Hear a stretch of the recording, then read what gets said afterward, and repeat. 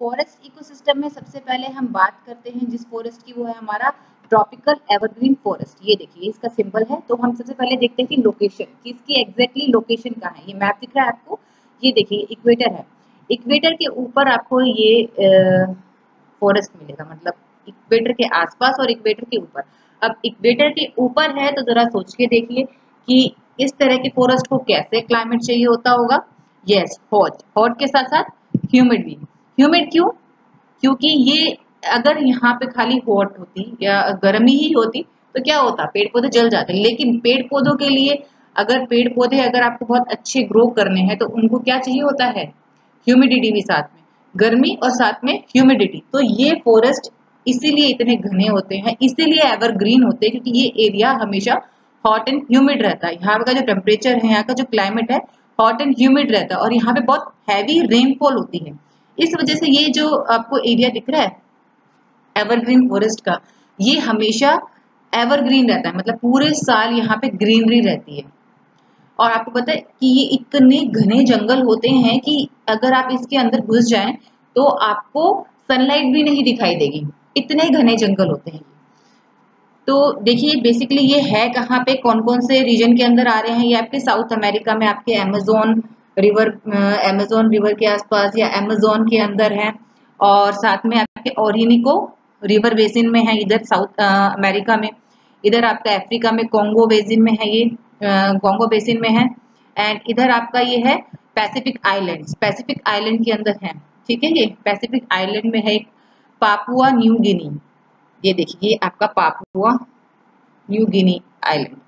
ठीक है, इसके अंदर ये सारे पैसिफिक आइलैंड के अंदर आते हैं। ठीक है, तो ये सारे आपको कहाँ मिलेंगे, कुछ पार्ट है आपके साउथ अमेरिका में, आपका अफ्रीका में और आपके एशिया में, जो एवरग्रीन फॉरेस्ट है। और ये बेसिकली है किसके ऊपर, कंप्लीटली इक्वेटर के ऊपर है। तो लोकेशन पता चल गया आपको, यहाँ के क्लाइमेट का पता चल गया आपको, रीजन भी पता चल गया कि यहाँ का क्लाइमेट ऐसा क्यों है, हॉट ह्यूमिड है, हैवी रेनफॉल होती है और हमेशा कैसा रहता है यहाँ पे फॉरेस्ट, एवरग्रीन, यहाँ पतझड़ नहीं होती है। ठीक है, तो आगे चल के हम पता करते हैं कि किस तरह के यहाँ पे प्लांट्स मिलते हैं और किस तरह की वाइल्ड। ये देखिए अगेन मैं आपको शो करती हूँ, ये दिख रहा है आपको, ये पूरा आपका एवरग्रीन फॉरेस्ट है, ये देखिए। ठीक है,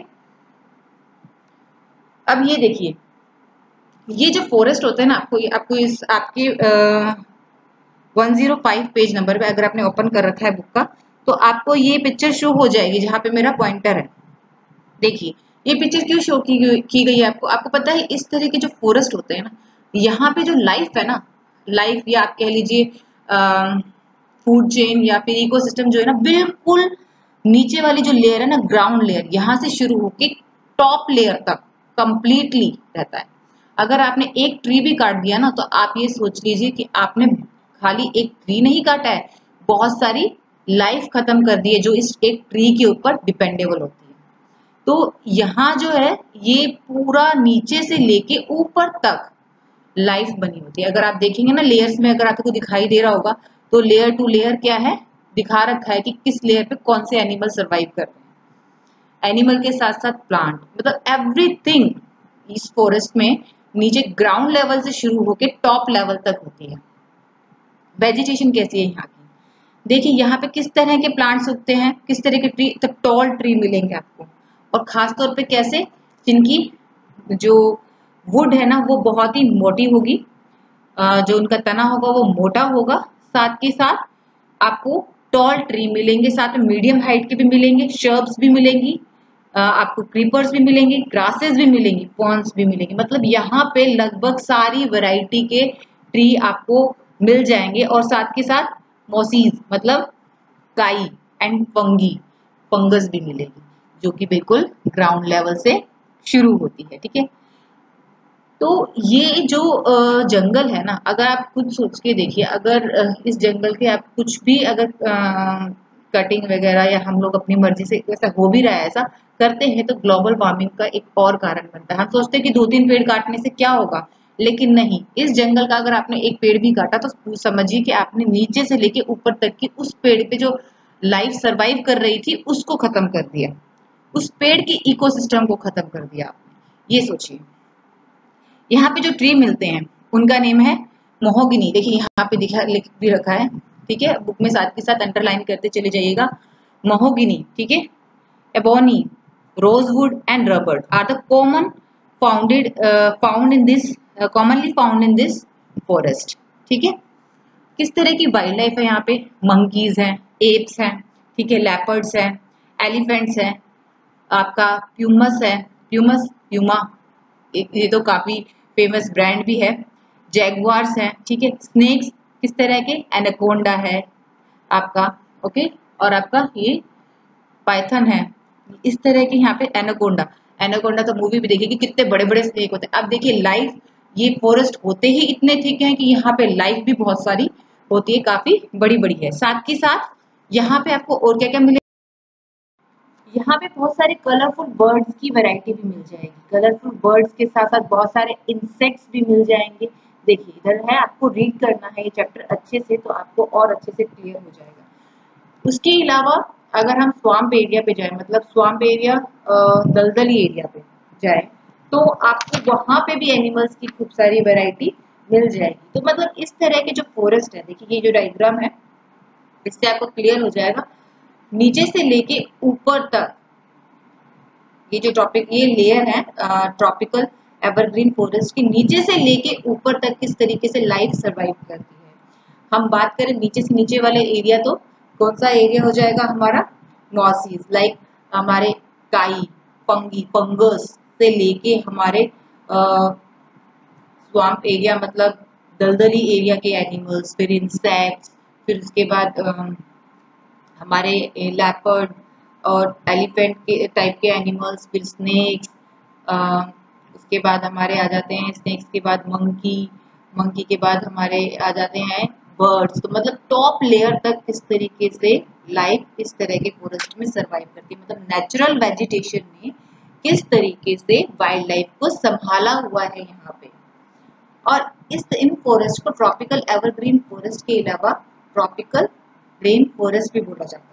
और साथ ही साथ स्पेनिश लैंग्वेज का एक वर्ड है सेल्वर्स भी बोला जाता है, ठीक है। ये देखिए पिक्चर, ये है tropical evergreen forest, Amazon forest की पिक्चर। देखिए किस तरीके से दिख रहा है, कितना घने जंगल है यहाँ पे, और सनलाइट क्रॉस भी नहीं हो पा रही है। आपको पता है लार्जेस्ट जो जंगल है, फॉरेस्ट है वर्ल्ड में, दैट इज अमेज़न फॉरेस्ट। उसके अलावा अब आपको पता भी चल गया होगा, दिख भी रहा होगा कि लार्जेस्ट फॉरेस्ट भी है, और साथ ही साथ कितना एवरग्रीन फॉरेस्ट भी इन्हें बोला जाता है। क्यों बोला जाता है? क्योंकि ये एक ऐसी जगह है जिसने फुल्ली बहुत ही अच्छे तरीके से वाइल्ड लाइफ को किस तरीके से नेचुरल वेजिटेशन में संभाला हुआ है, कंप्लीट इन इस एरिया में संभाला हुआ है। आपको वाइल्ड लाइफ भी भरपूर मिलेगी यहाँ पे, प्लांट्स की वैरायटी, वाइल्ड लाइफ की वैरायटी, सब चीजों की वैरायटी आपको यहाँ पे मिलेगी। ये देखिए लीफ, अमेज़न रिवर के बैकवाटर्स में ये लीव्स मिलती हैं इस तरह की। चलिए नेक्स्ट है हमारा ट्रॉपिकल डिसिडुअस फॉरेस्ट। ट्रॉपिकल जोन का ये दूसरा फॉरेस्ट है। जो पहला फॉरेस्ट हमने पढ़ा दैट इज एवरग्रीन फॉरेस्ट, और नेक्स्ट इज ट्रॉपिकल जोन का ट्रॉपिकल डिसिडुअस फॉरेस्ट, ठीक है। अब एवरग्रीन में और डिसिडुअस फॉरेस्ट में क्या फर्क है? मेन एवरग्रीन जो है हमेशा ग्रीन रहता है फॉरेस्ट, लेकिन जो सबसे बड़ा फर्क है इन दोनों का डिफरेंस है वो यही है कि जो डिसिडुअस फॉरेस्ट होते हैं वो ड्राई सीजन में आने के बाद जो उनके पेड़ों की लीव्स हैं वो झड़ जाती हैं, ठीक है। और एक हैवी रेनफॉल, ये हमेशा ये सीजनल रेनफॉल रिसीव करते हैं। जो डिसिडुअस फॉरेस्ट होते हैं ये सीजनल रेनफॉल रिसीव करते हैं, लेकिन यहाँ पे एवरग्रीन फॉरेस्ट में हमेशा हैवी रेनफॉल होती है, ठीक है। तो ये तो मेन हो गया डिफरेंस, जबकि ये टेम्परेचर तो दोनों ही जगह पे काफी हाई होता है, मगर कुछ डिफरेंस है दोनों के अंदर। तो ये डिफरेंस आप लोगों को समझ में आ गया होगा। उसके अलावा अब बात करते हैं हम इसकी लोकेशन की, ये कहाँ मिलता है। तो देखिए ट्रॉपिकल डिसिडुअस फॉरेस्ट सबसे पहले साउथ अमेरिका में ब्राजील, ये एशिया में आपके इंडिया, आपका म्यांमार, थाईलैंड, वियतनाम, ठीक है, और नॉर्दर्न पार्ट ऑफ ऑस्ट्रेलिया, यहाँ पे आपको ये मिलेगा ये फॉरेस्ट, ठीक है। और ये देखिए ये सारा ही आ रहा है ट्रॉपिकल जोन के अंदर। जो ट्रॉपिकल डिसिडुअस फॉरेस्ट है ये, ठीक है। उसके अलावा इनके जैसे ही दिखने वाले फॉरेस्ट यहाँ सेंट्रल एशिया में भी है, इसीलिए हम सेंट्रल एशिया को भी इंक्लूड कर लेते हैं। लेकिन सेंट्रल एशिया देखिए टेम्परेट जोन में जा रहा है, ये ट्रॉपिकल जोन में नहीं है, दिख रहा है आपको, ये ट्रॉपिकल जोन से बाहर है, ये ट्रॉपिक ऑफ कैंसर से बाहर है, लेकिन स्टिल ये इनके जैसे दिखते हैं तो इसलिए इनमें इंक्लूड कर लेते हैं इनको। यहाँ की जो वेजिटेशन है वो कैसी है, यहाँ पे किस तरह के ट्री मिलते हैं, यहाँ पे ट्री जो मिलते हैं यहाँ पे मिलेंगे आपको मीडियम हाइट के ट्री। देखिए एक और डिफरेंट हो गया एवरग्रीन फॉरेस्ट और इस तरह के फॉरेस्ट में, क्या यहाँ पे जो ट्री मिलेंगे आपको वो मीडियम हाइट के मिलेंगे, लेकिन बुशेस और शर्ब्स बहुत ही थिक मिलेंगे आपको यहाँ पे। यहाँ के जो ट्रीज हैं वो आपको मेनली कहाँ मिलेंगे, जहाँ पे हैवी रेनफॉल होती है, ठीक है, जिसमें से एक फेमस ट्री यहाँ पे मिलता है दैट इज सैंडलवुड। सैंडलवुड के बारे में तो आपने सभी ने सुना ही होगा, काफी फेमस ट्री है, वो यहाँ पे मिलता है। तो जहाँ पे हैवी रेनफॉल होती है वहां तो आपको मिलेंगे ट्रीज, लेकिन जहाँ पे कम रेनफॉल होती है वहां पे आपको मिलेंगे थोड़ी शर्ब्स, ठीक है।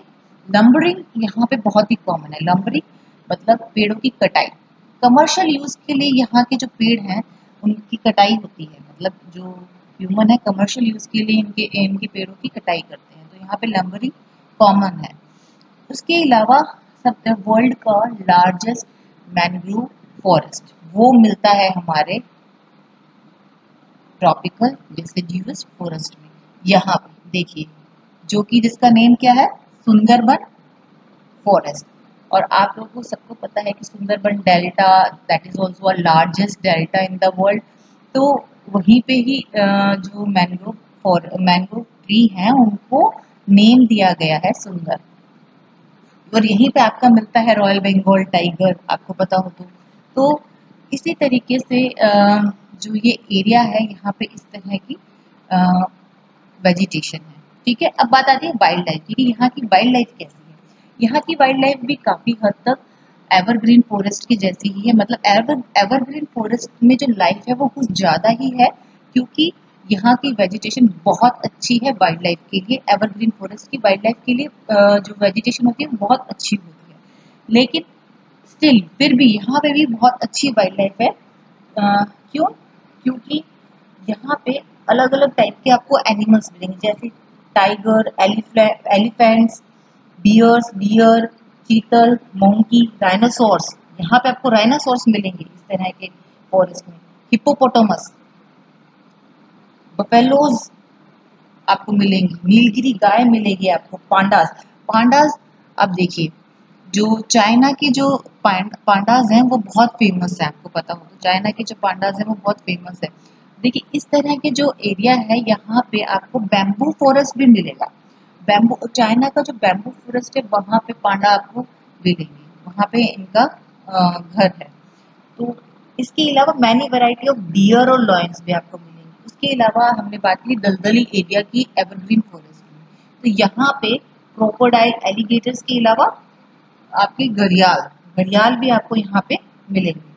उसके अलावा ह्यूज वैरायटी ऑफ बर्ड्स आपको मिलेंगी, बहुत सारी बर्ड्स आपको मिलेंगी यहाँ पे। देखिए जो बर्ड्स की वैरायटी है, और उसके अलावा आपको देखिए किस तरीके से नेचुरल वेजिटेशन ने, यहाँ की नेचुरल वेजिटेशन ने वाइल्ड लाइफ को यहाँ भी सपोर्ट किया हुआ है। तो आपको समझ में आ रहा होगा कि नेचुरल वेजिटेशन किस तरीके से वाइल्ड लाइफ को सपोर्ट करती है। अब इधर देखिए पिक्चर आपकी बुक में दे रखी है, ये ऊपर है evergreen forest, tropical evergreen forest की वाइल्ड लाइफ की, और नीचे की साइड में दे रखा है आपको यस ट्रॉपिकल डिसिडुअस फॉरेस्ट की वाइल्ड लाइफ की फोटो।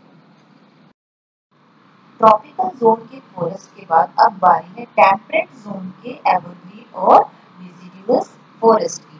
टेम्परेट एवरग्रीन कनिफरस फॉरेस्ट जिनको टाइगा भी बोला जाता है, जिसका मीनिंग रशिया में रशिया में टाइगा भी बोला जाता है, जिसका मीनिंग है प्योर अनटच्ड। ये देखिए ये आपको ऊपर देखते हैं कि लोकेशन कहाँ पे है, देखिए ये टेम्परेट जोन में है, ये दिख ही रहा होगा आपको। देखिए ये ट्रॉपिक ऑफ कैंसर से ऊपर वाले जोन के अंदर है, आप लोगों को दिख ही रहा होगा, लेकिन किसके लिए है, आर्टिक सर्कल के लिए है, मतलब यहाँ ऊपर। ये कहाँ से देखिए कहाँ तक के लैटिट्यूड में फैले हुए हैं, 50 डिग्री नॉर्थ लैटिट्यूड से 70 डिग्री नॉर्थ लैटिट्यूड तक, मतलब ये सिर्फ और सिर्फ नॉर्थ रीजन के अंदर है। अब बात आती है कि ये इनमें कौन कौन से एरिया आते हैं। कनाडा आता है आपका, नॉर्वे, नॉर्वे है यहाँ पे, इसी के पास है आपका स्वीडन, ठीक है, इसी के पास है आपका फिनलैंड और आपका नॉर्थ रशिया। इस फॉरेस्ट के अंदर जो भी एरिया आते हैं वो ये है, ठीक है। अब बात आती है कि यहाँ का क्लाइमेट कैसा होता है। देखिए यहाँ पे जो समर्स होते हैं वो होते हैं शॉर्ट और विंटर्स जो होते हैं वो होते हैं लॉन्ग, मतलब विंटर्स ज्यादा पड़ते हैं यहाँ पे, समर कम होते हैं। तो इसका मतलब यहाँ पे सर्दियां तो होती है ज्यादा और गर्मियां होती है कम। तो इसीलिए यहाँ पे किस तरह के प्लांट्स उगेंगे आप बताइए। यस, ऐसे जो जिनकी शेप कैसी हो, कौन जैसी हो। यहाँ पे देखिए जो हमने ट्रॉपिकल जोन के फॉरेस्ट के बारे में पढ़ा था, तो वहां पे मैंने आपको बताया था कि वहां की जो प्लांट्स सॉरी ट्रीज है उनकी वुड कैसी है, हार्ड वुड है, ठीक है। दोनों ही फॉरेस्ट में हार्ड वुड आपको अवेलेबल होती है। लेकिन यहाँ पे जो फॉरेस्ट है, यहाँ की जो फॉरेस्ट की जो वुड है ट्रीज की, वो कैसी है, सॉफ्ट। और मेन जो यहाँ पे ट्रीज मिलते हैं कौन शेप के होते हैं, वो तो ठीक, क्योंकि यहाँ पे बर्फ भी पड़ती है, स्नो भी होती है, मतलब यहाँ पे बारिश के रूप में क्या होती है, स्नो होती है। यहाँ का क्लाइमेट काफी हार्श है, तो इसी के अकॉर्डिंग यहाँ पे देखिएगा एनिमल भी है। देखिए नीचे देखिए आपको एनिमल्स भी दिख होंगे, एनिमल्स के ऊपर किस तरीके से फर है। ऐसे एनिमल्स आपको लास्ट जो हमने वेजिटेशन के बारे में पढ़ा था, ट्रॉपिकल वेजिटेशन के बारे में, वहां नहीं मिलेंगे, यहाँ मिलेंगे, क्योंकि ये इनके यहाँ के एनवायरनमेंट के अकॉर्डिंग इनके स्किन है, मतलब फर जो है ये इसी वजह से, ताकि इनको ठंड से प्रोटेक्शन मिल सके। तो देखिए अब बात आती है, पहले हम प्लांट्स की बात करते हैं, ट्रीज की बात करते हैं। सॉफ्ट वुड ट्री यहाँ पे मिलेंगे, तो किस तरीके, स्प्रूस, ठीक है, हेमलॉक, फर, पाइन, केदार, यहाँ पे उगते हैं। ये कैसे ट्री होते हैं, टॉल और एकदम स्ट्रेट ट्री होते हैं सबसे। और इन जो ट्रीज होती है इनकी जो बेनिफिट क्या होता है मैं आपको बताती हूँ। इनकी जो जड़ें होती है ना वो हॉरिजेंटली जाती है, मतलब वर्टिकल होता है आपका, वर्टिकली, लेकिन इनकी जो जड़ें वो हॉरिजेंटली जाती है, मतलब ऐसे फैलती है। क्यों, देखिए ऐसे फैलती है, हॉरिजेंटली फैलती है। तो उससे क्या होता है, लैंडस्लाइड्स के चांसेस कम हो जाते हैं। तो मतलब यहाँ के जो ट्री हैं वो इस तरह भी प्रोटेक्शन करते हैं, तो मतलब ये बेनिफिट ही हुआ ना एक तरीके से। उसके अलावा यहाँ के जो ट्री की शेप है, कौन शेप है, वो हेल्प क्या करती है, वो और क्या हेल्प करती है, देखिए जो बर्फ गिरती है, ठीक है, तो क्या होती है, वो बर्फ अपने ऊपर, जो इनके पेड़ है वो इस तरह की शेप के होते हैं और उनकी जो लीव्स होती है वो ऐसी होती है कि वो अपने ऊपर बर्फ को एकदम से पूरा कंप्लीट जमने नहीं देगी, वरना वो टूट जाएगी। सोच के देखिए, क्योंकि सॉफ्ट वुड के प्लांट्स होते हैं, ट्रीज होते हैं, यहाँ पे वो टूट जाएगी, तो इसलिए वो अपने ऊपर जमने नहीं देते। उसके अलावा जब वो बर्फ उनके ऊपर जमेंगे नहीं तो फिर जो लीफ का जो मॉइस्चर है वो भी बरकरार रहेगा। तो इसीलिए लीफ जो है अपना मॉइस्चर भी नहीं छोड़ती है, ऐसी शेप की होती है इनकी लीव्स और इस तरह के शेप के होते हैं ये प्लांट्स, सॉरी ट्रीज। लंबरिंग भी यहाँ पे, लंबरिंग जो है यहाँ पे भी बहुत ही मेजर ऑक्यूपेशन है। लोग मतलब कि यहाँ के जो प्लांट्स है उनसे पेपर बनती है, मैस्टिक बनती है और भी बहुत सारी चीजें, स्पोर्ट्स गुड्स है, फर्नीचर है, बहुत सारी चीजें बनती है। तो यहाँ पे लंबरिंग कॉमन। वाइल्ड लाइफ, यहाँ की वाइल्ड लाइफ कैसी है, यहाँ के एनिमल्स कैसे हैं। यहाँ के एनिमल्स का जो साइज होता है वो होता है शॉर्ट, देखिए स्नैपशॉट में आपको दिख भी रहा होगा। और साथ के साथ इनकी बॉडी के ऊपर एक थिक लेयर होती है फर की, ताकि ये लोग प्रोटेक्ट कर सके हार्श क्लाइमेट से अपने आप को। अब सोच के देखिए, देखिए एवरग्रीन फॉरेस्ट जो है आपका टेम्परेट जोन में भी है, ये जो आपको जिसकी हम बात कर रहे हैं। उसके अलावा टॉरेट जोन में या फिर ट्रॉपिकल जोन में भी एवरग्रीन फॉरेस्ट है। अगर इन्हीं एनिमल्स को हम उठाकर, अगर हम जो ये हमारा ट्रॉपिकल जोन का एवरग्रीन फॉरेस्ट है वहां पे छोड़ा है, तो क्या ये सर्वाइव कर पाएंगे, नहीं। क्यों, क्योंकि इन्होंने ये अपने आप को इस एनवायरनमेंट के अकॉर्डिंग अडेप्ट कर लिया है, ठीक है। साथ ही साथ ये भी अब इस टेम्परेट एवरग्रीन फॉरेस्ट के इकोसिस्टम का एक पार्ट है, ठीक है। तो देखिए कुछ पिक्चर्स आपको दिख रही होगी, कि इसमें सबसे पहला है आपका जो एनिमल है दैट इज अपोसम, ठीक है। दूसरा है ब्लैक ग्राउस, तीसरा है आपका बीवर। ये तीनों एनिमल्स आपको दिख रहे हैं, देखिए कितने छोटे साइज के, और इनके ऊपर एक थिक लेयर है फर की, जिससे कि इनको ठंड से प्रोटेक्शन मिल सकती है। इस तरीके से काफ़ी बर्ड्स भी यहाँ पे मिलती हैं, और इसी तरीके से इनकी वाइल्ड लाइफ जो है हार्श क्लाइमेट में भी सरवाइव कर पाती है, क्योंकि ये भी एक तरीके से इस इकोसिस्टम का एक पार्ट है, और दे कैन सरवाइव इजीली, क्योंकि इनका जो बॉडी स्ट्रक्चर है, जो इनका फिजिक है, वो इसी के अकॉर्डिंग है। ये लोग दूसरी जगह पे सरवाइव नहीं कर सकते, और दूसरे वाले इनकी जगह पे सरवाइव नहीं कर सकते। तो that is the temperate evergreen forest. अब बात करते हैं warm temperate deciduous and cool temperate mix forest की। अगर मैप के थ्रू मैं आपको दिखाती हूँ, warm temperate deciduous forest 30 degree north से 40 डिग्री नॉर्थ लैटिट्यूड के बीच में मिलेंगे। मतलब यहाँ पे यूएसए कनाडा में आपको ये मिलेंगे। इधर अगर आप ईस्ट साइड में आते हैं तो कोरिया, जापान, चाइना, रशिया में आपको इस तरह के फॉरेस्ट देखने को मिलेंगे, ठीक है। नेक्स्ट है हमारा cool temperate mix forest. Cool temperate mix forest क्या है? वो फॉरेस्ट जो डिसिडुअस फॉरेस्ट और कैनिफरस फॉरेस्ट, हमने कैनिफरस फॉरेस्ट के बारे में अभी इससे पहले वाले टेम्परेट एवरग्रीन कैनिफरस फॉरेस्ट के बारे में पढ़ा था ना। हाँ, ये देखिए यहाँ पे ये मिक्स हो जाते हैं। कौन कौन से फॉरेस्ट? डिसिडुअस फॉरेस्ट और कैनिफरस फॉरेस्ट जहाँ आपस में मिक्स्ड हो जाते हैं, ठीक है, उनको बोलते हैं कूल टेम्परेट मिक्स्ड फॉरेस्ट। ये आपको मिलेंगे 30 degree north to 50 degree north, sorry 40 degree north to 50 degree north latitude के बीच में, और साथ में 40 डिग्री साउथ और 50 डिग्री साउथ लैटिट्यूड के बीच में, मतलब यूएसए कनाडा में, ठीक है। और आपको ये मिलेंगे साउथ चिली में, ठीक है। और आपको यहाँ पे आपको मिलेंगे ये तस्मानिया में, ठीक है, साउथ न्यूजीलैंड के अंदर ये आपको मिलेंगे। यहाँ का क्लाइमेट कैसा होता है? यहाँ का क्लाइमेट है रहता है हमेशा, जो गर्मियाँ होती हैं वो तो होती हैं गर्म, मतलब नॉर्मल सी, बहुत ज़्यादा गर्म भी नहीं, बहुत ज़्यादा ठंडी भी नहीं, ठीक है। और विंटर यहाँ पे अच्छी होती है, मतलब कूल। साथ ही साथ ये एरिया जो रेनफॉल रिसीव करता है through out year that is moderate, बहुत ज़्यादा भी नहीं और बहुत ज़्यादा कम भी नहीं। यहाँ का वेजिटेशन कैसा है? जो पेड़ हैं उनके जो तने हैं वो आपको चौड़े चौड़े मिलेंगे। देखिए आप स्नैपशॉट में देख भी पा रहे होंगे, ओक ट्री दिख रहा होगा आपको। हाँ जी, ओक ट्री, बीच ट्री, ये दिख रहा होगा आपको।